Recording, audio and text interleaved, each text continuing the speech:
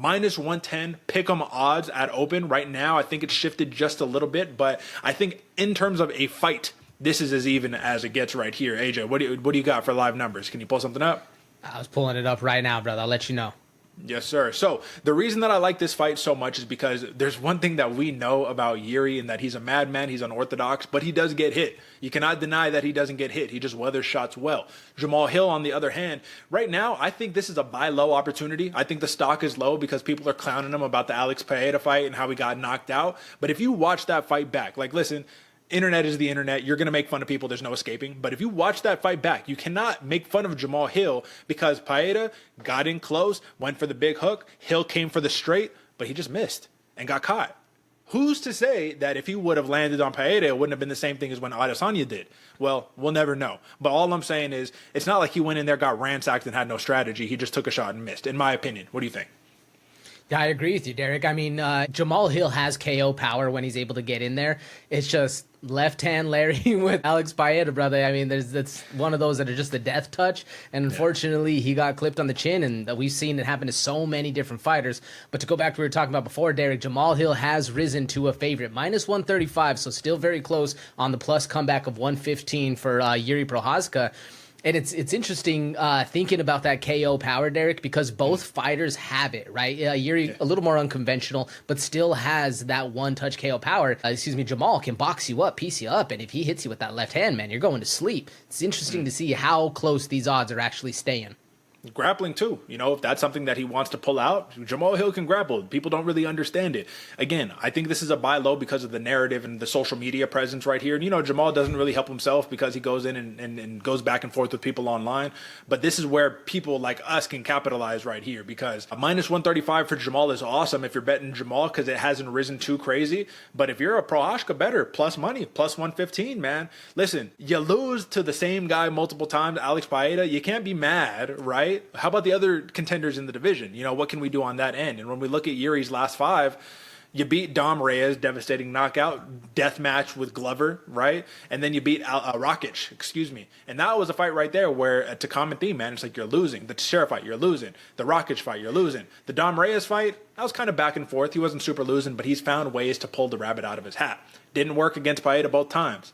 The question is, AJ, if he gets into a hole, if you will, down on points, down on numbers against Jamahal Hill, does he still have it in him to just keep pulling that rabbit out the hat?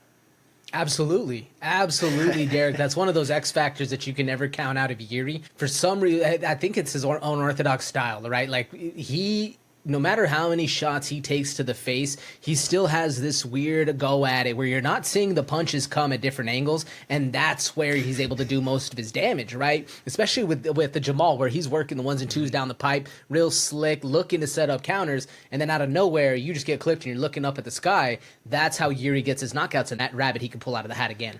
I just think it's funny, bro, because I saw a post he put on social media, and it's him just doing drills, mitt work, all that good stuff. But he puts his hand behind his back and they got the noodles, and he's just, and I'm like, bro, right on. And for folks who are just listening to this, I'm just bobbing and weaving my head with my hands down, my hands behind my back, actually. That's the thing about Jiri, man. You want to be unconventional, awesome when it works, but when it doesn't, there's real technical holes in his game. But he says the same thing for Jamahal. He says, I could see the openings, I could visualize it, I could see where I'm going to catch him, which I love, but you got to show it. And again, Jamahal Hill, I think is going to be a little bit of a tougher test just to the technical proficiency that he hones. So, big question, 1.5 rounds, over or under?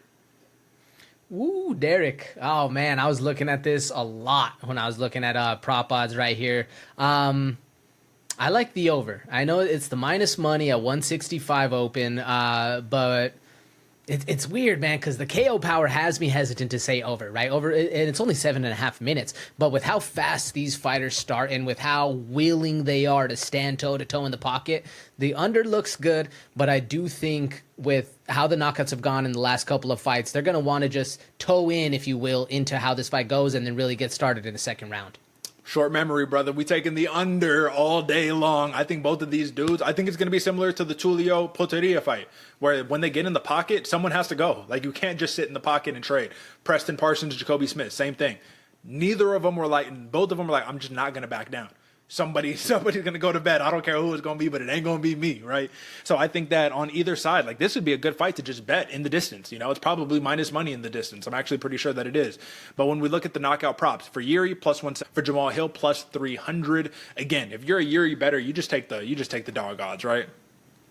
Yeah, you take the dog odds. I do think he can get it done. So plus 175, a little bit better than the plus 115. But with how durable Jamahal Hill can be and how technical he can be, I think this one might get a little longer distance. Yeah, and folks, I'm just going to play the pure Jamahal Hill money line. Even right now, minus 135 is still a discounted price. 2 former champions right here. Let's not forget, like, how quickly the sport moves on, right? They're treating these guys like they're just bums off the street or something. 2 former champions. Put some respect on their name. This is going to be a dog fight right here, but this is a contentious pick. I'm going Jamahal Hill, KO, plus 300, but the bet is just pure money line. And AJ, you rolling with? Jiri Prochazka, KO, but the bet is money line right here, especially at dog odds.